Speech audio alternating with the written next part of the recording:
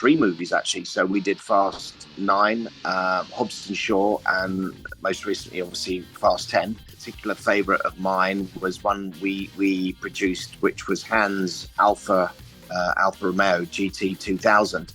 I was fortunate enough to have worked on the latest Batman movie, and we built the Bat bike. I don't like destroying any car, if I'm really honest.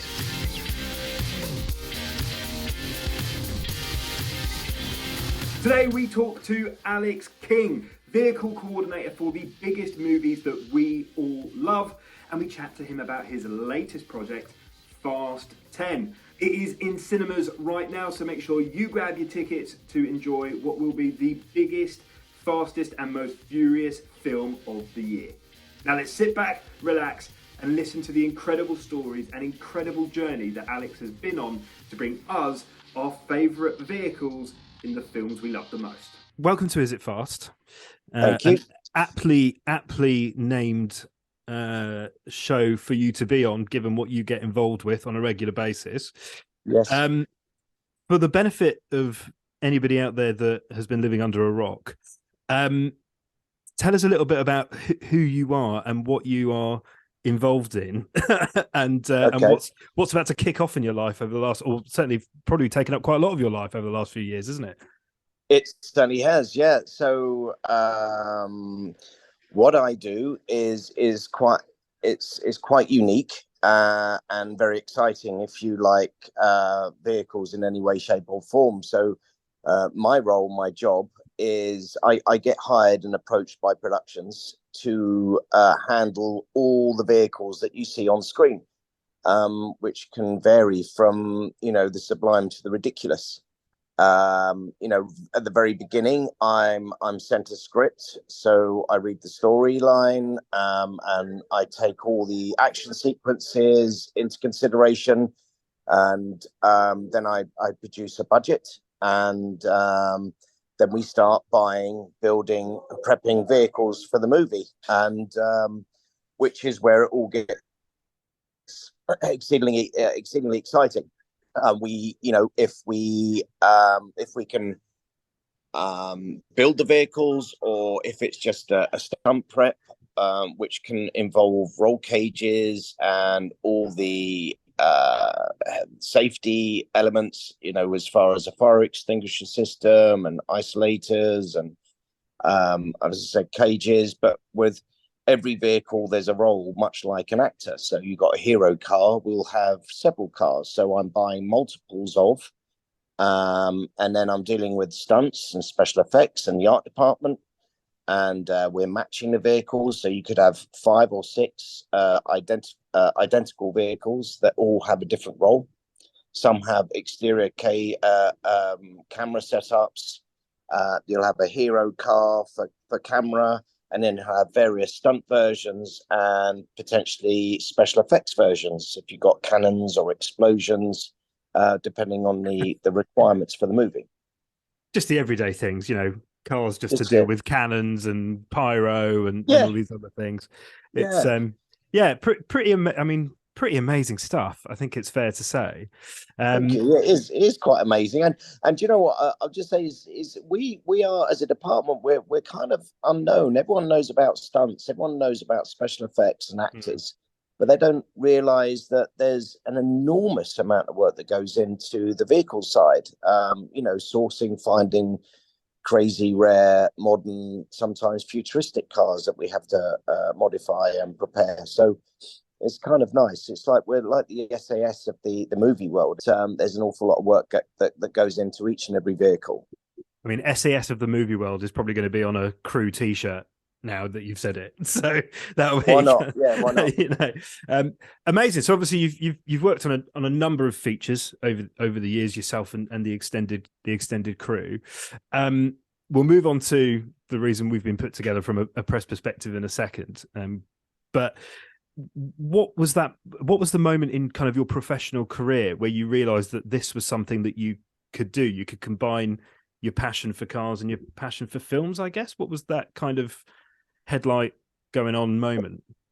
I was approached many years ago to get involved on a production, in this capacity, and I was already aware of picture cars, and it really did get my attention because I do love cars, and I'm a bike fanatic, and the creativity, the styling, the modification, and fabrication of a car, I thought was exceedingly exciting. So that was my first dip. It was coming in to help out a company on the reshoots of Bourne Ultimatum. And I remember my first day like it was yesterday, and I walked into the workshop, and there's Montesa, Trials bikes, Vespas, Mercedes, old vehicles that are all used and prepped. So the smell of fuel and oil and working with a number of vehicles, I just I couldn't believe my luck when this was an opportunity that I'd been offered, and I embraced it with both arms, and never looked back. I suppose it was that was it, and it went from one movie to the next, to the next, to the next, and it got crazier and busier and bigger as we went. And then I've been lucky enough to be involved in some of the biggest movies that are out there, and some of the biggest builds, and some of the most exciting builds. And yeah, it is quite something else. It's really exciting, and quite often you kind of forget what you're doing because you're so involved, and it's the logistics on top of this, Stuart. So it's not just the job itself. I'm looking after a crew of about 40, deadlines, budgets, problem solving, a little bit of creativity as well, which is always good fun. So wow, it is, when I talk about it to people like yourself, I realize what an incredibly exciting, invigorating, and crazy world it is that I'm in. Yeah, and you get to be around, as you say, kind of cars and vehicles, in a wider spectrum, kind of the whole time, which is, depending what side of the tracks, what side of the motor world addiction you come from, is kind of everybody's dream, really. So it's really interesting to hear how you found your way into it. If I may just have a chat about your kind of the project that I've literally just outside of the office window seen a bus go past with FASTX in cinemas coming soon. Obviously, there's quite a few different cars, bikes, planes, helicopters, kind of quite a huge array of vehicles that are in all of those films over the years. How have you found managing, first of all, kind of the number of different vehicles that exist within FASTX that's coming out, Fast 10 that's coming out any minute now? But then of those, are you allowed to pick a favorite? Yeah, I mean, what for Fast 10, it's working very closely with them for the last three movies actually. So we did Fast 9, Hobbs and Shaw, and most recently, obviously, Fast 10. You got a good, you pretty much know how crazy they are, and they are crazy. Numbers, cars, chases, explosions. It's fast and furious during the making, as well as the title of the movie.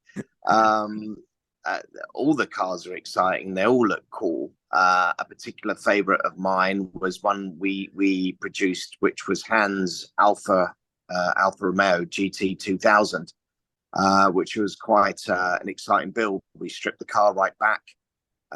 We worked with we used alcoholics for the elements, because obviously, why would you go anywhere else? They know the vehicles, they know what's needed. So we had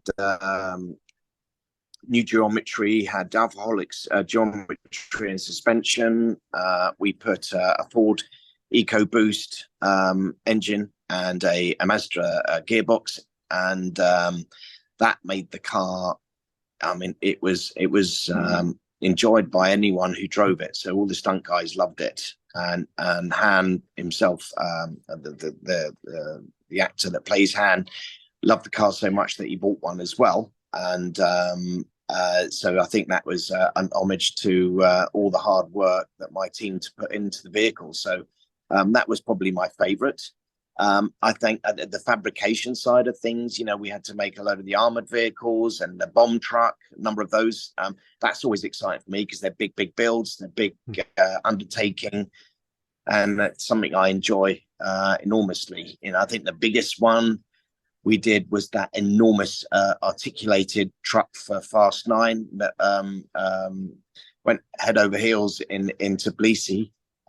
That was exceedingly exciting. That was enormous, that build. And the thing is about these things, it's not only producing the vehicle, it's making sure they're functional, safe. We put an air conditioning unit in it, for example.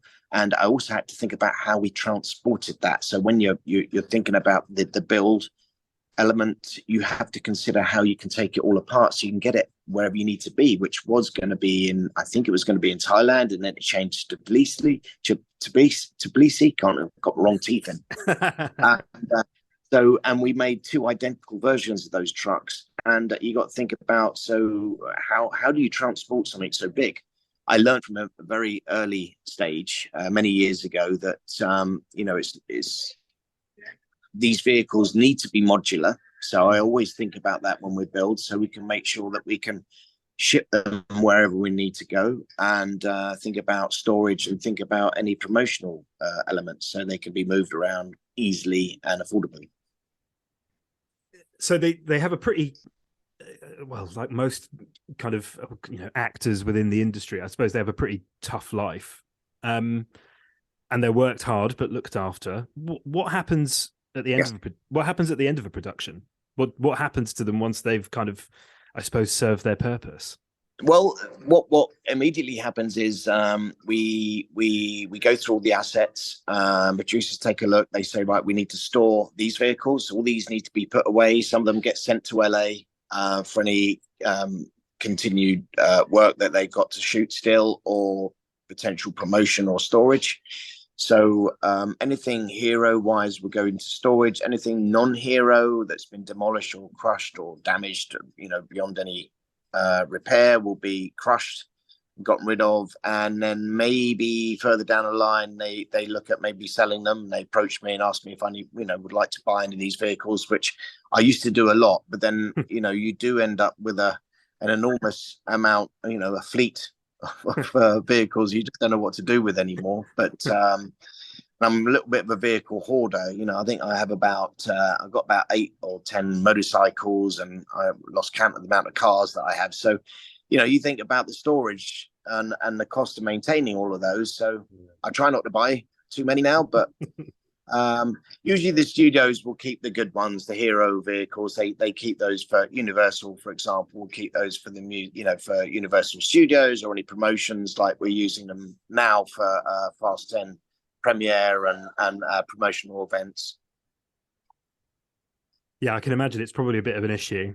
I think most of us would probably end up, if we could, buying them or keeping a hold of them. What's been the one that you look at every now and again and kind of go, yeah, I did the right thing hanging on to that. That was a smart choice. Well done, me. I think probably the rock crawler, because that was a bespoke build. We built a number of those. So I've got a couple of those. One's pretty much damaged, but the other one's still functional. An off-road buggy. I don't know if I'll ever drive it anywhere or use it. I don't know, but I do. I love the engineering and the skill that my team had to put those vehicles together, and it's kind of nice to keep hold of one. So that one stands out, I think. Yeah, kind of just something to tick the old memory box. That's a good reason. I'm sure you'll find a reason at some point anyway, just to kind of get it out. There's always a reason. Yeah. Make one up if you haven't got one. Yeah, exactly. It'll come down the line. I promise, dear. We will use it. Yes. Which is all good. So with the most recent film, kind of bigger, badder, kind of, just it's a real celebration of what that entire franchise is, really. I think. But what was the most challenging thing about working on this most recent one? Obviously, you've had a fair amount of experience with the franchise, with the brand, and what it means to audiences. But has there been kind of a standout kind of challenge, if you like, with this most recent one? I mean, really, it's always, for me as a department, it's timescale.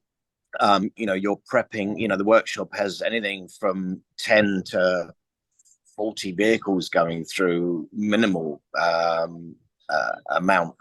So it really is deadlines, I think, Stuart, making sure you can hit the deadlines, but not only hit them, they got to look great, and they got to function, and they got to be safe. So it really does come down to us as a team working together for so many years on these productions. You kind of know what it entails. So we have a system, when we're building multiple versions of and numbers, it's like, well, this one goes into strip and fabrication first, and then they go through to the mechanical engineering, electrical side, and it becomes almost like a conveyor belt of preparation. And I think really that's the challenge, getting decisions and getting design signed off, colors and various elements on every vehicle. What's the tire, what's the wheel, what's the body color, what's the finish. You titivate until you can no longer titivate, because it's going to go on screen. So that's usually the challenge, I think. And I think specific challenges on Fast 10, hard to say really, but there was so many vehicles involved. I think what helps knowing is the schedule. So we know that, for example, this body of vehicles are the ones that we got first up, so we concentrate on those. The ones we have the other vehicles for the next section in the schedule, they're in the background prepping, getting ready. And so it's kind of every day's whack-a-mole, every day's problem solving. And I love that element. So my team comes to me and say, we got a problem. I say, okay, give us the problem, let's find a solution. And so I'm very solution led, or I like to think I'm very solution led. And that's the only way you can be, because you never know what happens. It could be that something is delayed in shipping. It could be that a supplier says we can't get it, or it's going to take another 3 weeks. And that can really scupper you, because it's not like we're enthusiasts. We have a finite time to get these vehicles ready. So all these, there's this multifaceted department with deadlines and needs and elements that you have to bring together, and I don't know how it happens, but it happens, and you get to the end of the show, and it's exhausting but exciting. Yeah, I bet I can imagine there's quite a lot of time kind of spent on a beach somewhere with a sangria or something, just kind of if you're lucky. Yeah. Oh, I jumped straight out of Fast and Furious 10 wanting a beach holiday. No rest for the wicked, no, but you have some time off. Sometimes Christmas is your only time off. You're guaranteed a little bit of a break, a couple of weeks over Christmas. But then I look back and think, well, I'm exceedingly lucky to be busy and sought after, I suppose. So I like to embrace that, and I've got to keep my crew busy. They're all eager. They love what they do, which is great. Sometimes it feels like it's not a job, because you go to work and do something that you really enjoy, and you're getting paid to do something like that, which is very, very unique. I quite often speak to other people and say, what exactly is it that you do? And I explain what I do, and they're like, oh my goodness, and they hate me. Especially any petrol heads. They're like, I can't believe that you do that for a living. And I pinch myself still.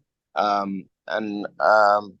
it's taken a long time, a lot of hard work, blood, sweat, and tears to get there. It's not easy. It's really, really hard, so it's but day's a winner. Yeah, exactly.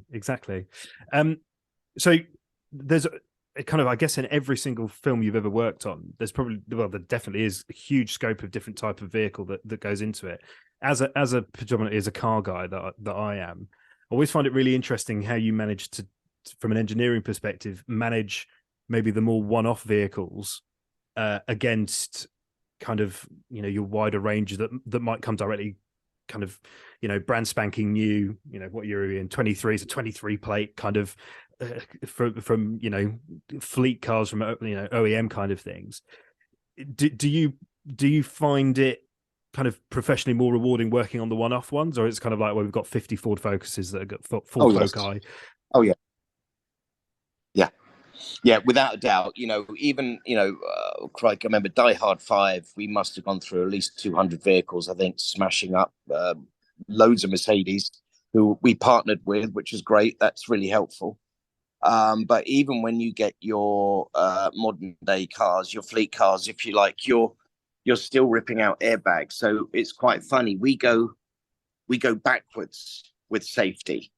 So we have to get traction control off, ABS off, airbags out, and then we're putting in cages. And whereas I suppose car manufacturers now are trying to keep you safe in the car so you don't crash. We want to go backwards. We do want to crash them. So you've got to make sure the car doesn't go into limp mode, and it's still going to be safe. So depending on how crazy it is, we go backwards. Like I suppose motorsport, every safety element is in there to avoid an accident, but we go in there producing an accident, I suppose, and there's a human inside, and we need to make sure, however crazy it is, that human is safe, and we can do everything in our power and beyond to make sure they're safe, because that really is ultimately all that matters, really, is make sure we do what we do is crazy, but it's safe. Yeah, exactly. Yeah, I suppose the manufacturers kind of being asked to work counterintuitively, as you say. It's you want to crash in a safe manner, which I can imagine some people have headaches over. But yeah, what's been the most satisfying car that you've wrecked then, would you say? You kind of, as a petrolhead, I mean, most people, we all love most cars, right? But there must have been one where you go, I don't mind that one getting trashed, actually. Do you know what? Well, I wish I had more time to think about that, because there's been so many films and so many cars. Wow. Do you know what? When we hang the phone up, I'm going to be like, that was the car. Well, I mean, I don't like destroying any car, if I'm really honest. It is wasteful, but there is an end product. So it's hard to say, Stuart, what one was I happy to see go. I'm sure there are plenty, but I probably don't want to say it out loud which one, because it might offend the production. That is as good as answer as ever. It's just, if anything, it's the one that it's the ones that are the pain in the ass. It's the ones that have just been the most tricky, and you can't wait to see it blown up. I want it blown up. We're done. I don't have to worry about that one anymore. Yeah, I can feel that. That's my broad brush answer. I would say. I think that's fair enough. Answered without getting into any trouble. I think is fair enough. Yeah. So on the flip side of that, and this is actually another broad stroke answer. You must have a favorite kind of, or you might do. So I'm putting an answer in your mouth, but a kind of a car from a film or from a TV series. Kind of for me, it's the Saint with his Volvo. Kind of, I don't know why. I wasn't on the planet when it came out, but that for subsequently, I'm like, God, I really love that. Really love that. Is there a kind of movie or film or TV car that you just think this is just an awesome bit of kit for me, or bike or anything actually? Yeah, I was fortunate enough to have worked on the latest Batman movie, and we built the Bat bike. I would say, being a bike fan, that was something else, because it was a complete bespoke build, and we had made a jig especially so we could build the bike frame, of course, the biggest wheels, tires on the planet bike. I decided that it would be prudent to go with an electric engine, electric motor, sorry, due to the fact that it was cloaked in all this crazy design motor looking, which is all fake.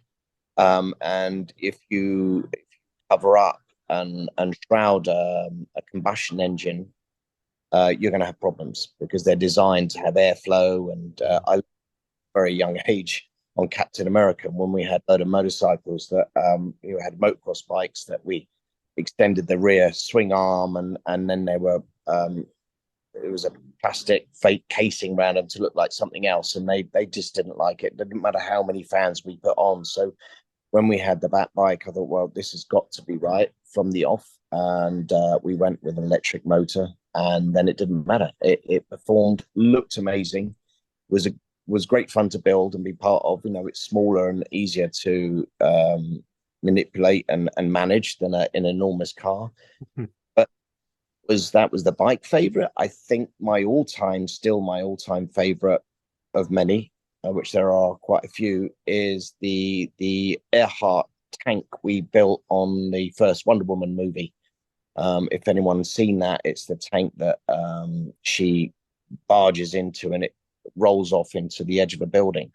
That was, for me, exciting from a number of reasons. Number one, I put a schedule together, which was a 12-week build schedule. The producer called me up and said, "You've got 8 weeks." And I said, "I need 12,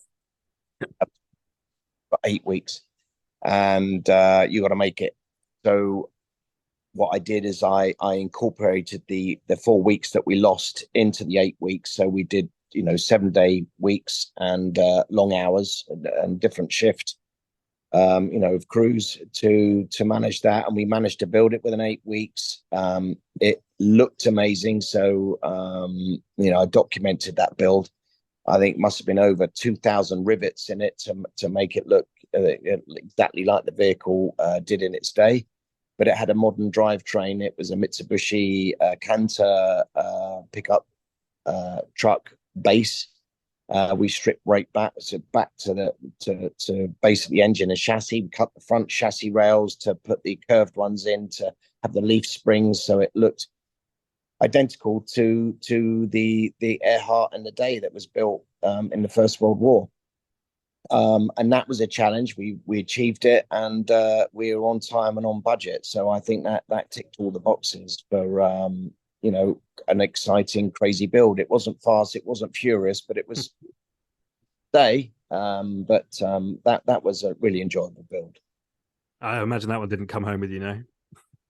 No, do you know what? I have been trying to buy it from them because buy it and donate it to a tank museum, because it needs to be seen by people. I thought it'd be lovely for young and old to go and view something like that, because it is unique. It's the only one in the world, which I think is the other thing is we build things that don't exist.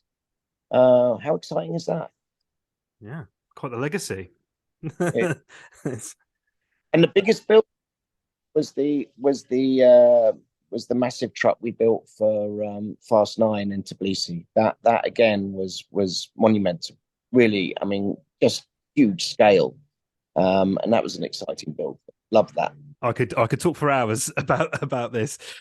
If you want to give us a shout anytime, I'm always happy to. Really lovely to share what I do with other people, because I don't talk about my job because I can't. It's always top secret, and until we get to this point when the movie's launched, and then I can share the crazy stories and the fun, the good, bad, and the ugly of it all. So I'm always happy to talk about it, because I think it's especially for car nuts and bike nuts. It's a fun thing to share. Yeah, and it cars in movies and on screens, big and small, they influence so many of us, don't they, as petrol heads, regardless of what your passion is. Oh yes, yeah. I grew up, watching James Bond and loving the Bond cars and the Batmobile and all those things. They were the most exciting, as a kid, which I think the standout. Yeah, ditto. Someone owes me money somewhere. The amount of cash we've all must have invested into silly little projects because of films like that. So yeah. Amazing. Alex, thank you so much for your time today and sharing kind of what you do and all the amazing kind of magic and engineering magic and creativity that goes into making so many of all of our favorite vehicles on 2 wheels, 4 wheels, no wheels, kind of being shot all over the place and transporting our heroes. It's incredible. So yes, thank you very, very much for coming on to Is It Fast? We appreciate it massively. I will undoubtedly be taking you up on your offer and bugging the life out of you as different films start to drop. And until the very next film, thank you very much for sharing your time. Have a safe flight back to Blighty, and we'll catch you soon. Thank you for your time, Stuart, and it's a pleasure. It's really exciting. I love this side because I get to talk about all the good bits, not the nasty, complicated bits during the filmmaking, which we invariably go through. But this is the fun side, and talking to enthusiasts who get it, and you know, some of the secrets we can tell, and the craziness is always fun to share.